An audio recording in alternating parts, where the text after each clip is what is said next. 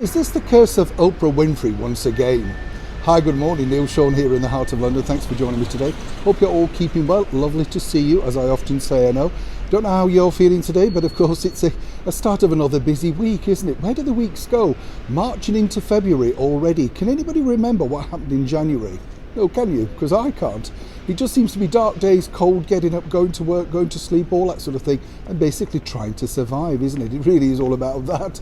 Hope you're all surviving well anyway, whatever you're doing today. Back as ever to your breaking entertainment story of the day.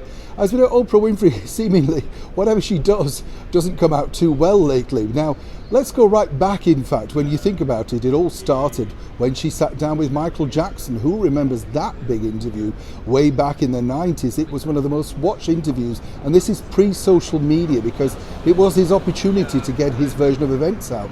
Remember that one? Of course, fast forward to more recent times, and she sat down at length for a massively hyped interview with Harry and Meghan, and that did incredibly well ratings-wise again, exploded on social media as these things do, and then was ransacked for all the inaccuracies that allegedly Oprah Winfrey didn't actually pick out or challenge them upon. Now, as I've said before, we like to be fair and balanced on the show, and I do kind of feel a little bit sorry for her in some respects, because there are points where, of course, she would not have been allowed to ask certain questions. And as we revealed also here on the show, she certainly wasn't allowed to ask about Prince Andrew, or at least in depth about Meghan Markle's family, for more obvious reasons. It didn't fit their particular narrative, or indeed their truth, as it were. But now it does appear that someone else has been cursed by Oprah Winfrey. Oh, that's what's building, at least in the gossip magazines and on social media.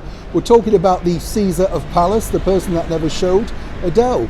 Now, who could forget that she recently sat down only last month for a tell-all interview with Oprah Winfrey, sort of speaking this psycho-babble about giving her own space to speak freely. What does she mean? You know, you're in a studio with cameras, of course you don't have any space. That's the deal. But now certain people are saying that this particular interview, it was in fact very damaging for her career. That's because it's the first time we'd seen a slimmed down Adele waffling on about what it was like to be a painstakingly super rich, of course, international superstar with no problems at all. Of course, that's not true. Everybody has problems, doesn't matter who you are. But it is sort of leading to the point of exactly how ill-informed, how ill-advised was Adele to sit down if she didn't feel in such good spirits. This has truly backfired now on Oprah Winfrey, because once again celebrities are sort of looking around thinking, is this now a good idea?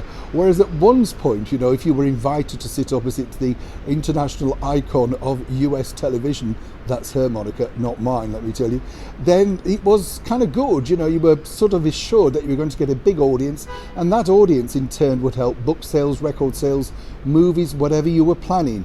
She is seen allegedly in the US market as one of those people up there with the Kennedys. You know, if you could meet her, be pictured with her, then of course it's the right person to be seen with. Interesting to note though for Adele that she's remained silent and apparently still traumatized at what's not she's been able to deliver, shall we say, for her show in Las Vegas. Moving forward though, it will be interesting to see exactly who Oprah Winfrey sits down with next and what could possibly befall them.